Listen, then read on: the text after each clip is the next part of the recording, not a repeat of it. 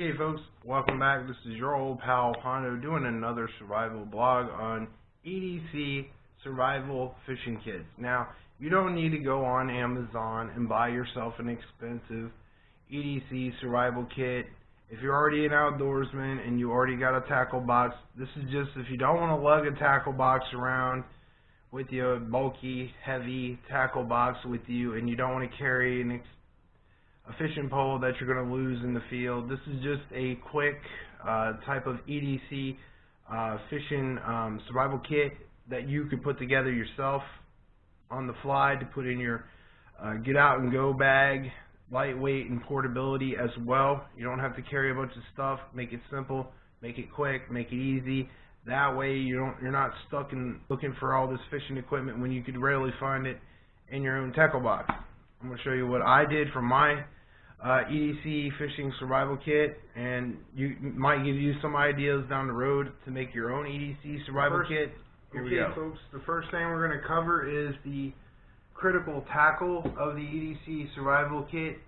For lightweight and portability, we have a pill bottle. I use a pill bottle because it's easy to find, and well, every one of us probably have one laying around the house. It also keeps your equipment somewhat dry. This is the EDC fishing survival kit in its entirety. We have one bobber, small bobber for float fishing.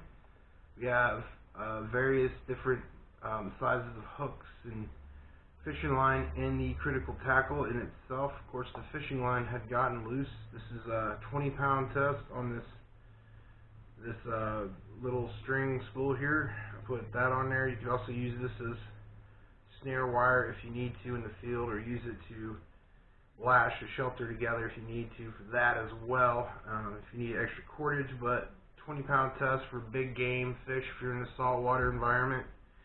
It's a haul in big saltwater catfish, redfish. We have some 10-pound test right here. I think this is a 10-pound. 10-pound test right here. We have some 10-pound test.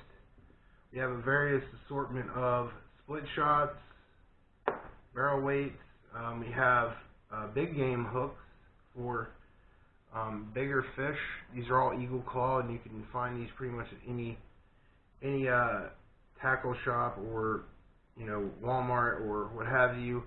These are all eagle claw. I recommend you use eagle claw stainless steel hooks. They're going to be a lot tougher than bronze hooks or brass hooks.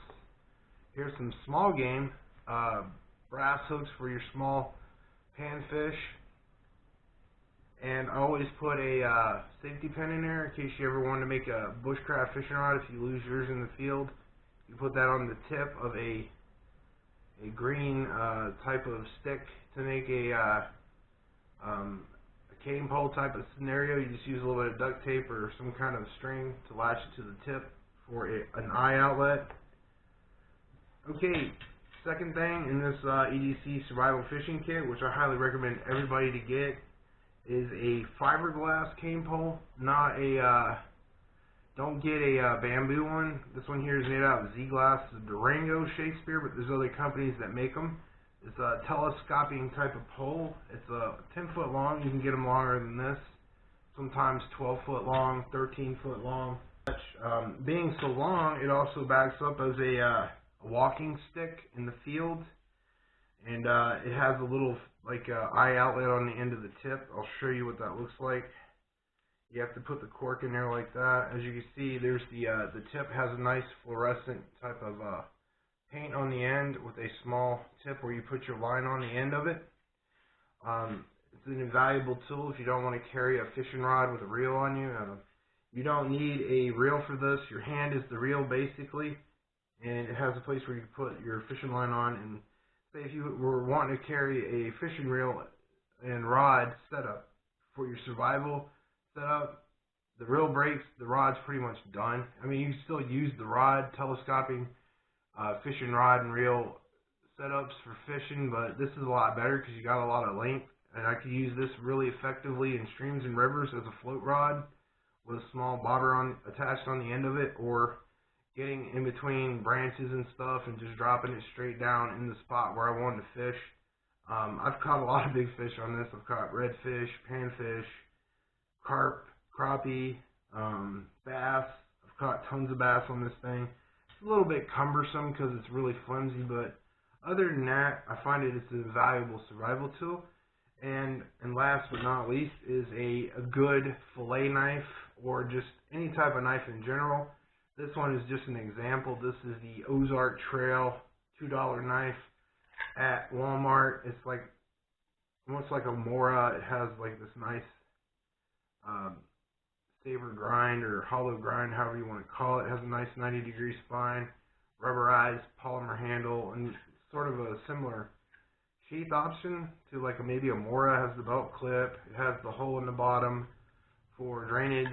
I've used it for a while. It works okay. I mean, it's just a cheap fillet knife. It's kind of hard to sharpen, but other than that, it's okay. Well, folks, I hope you all like this video on an EDC survival fishing kit. You can make your own. You don't need to buy one online for 20 bucks. Just get a pill bottle, some stuff out of your tackle box to make your own. Well, folks, I hope you like this video on an EDC survival fishing kit. If you like this video, please hit like, share, and subscribe. Y'all know what you can do. This has been your old pal Hondo from Hillbilly Tactical. You put God first. You put you first every time. You know what else, YouTube? God loves you. So is Hondo. Tell me pretty lies, look me in the face. Tell me that you love me, even if it's fake.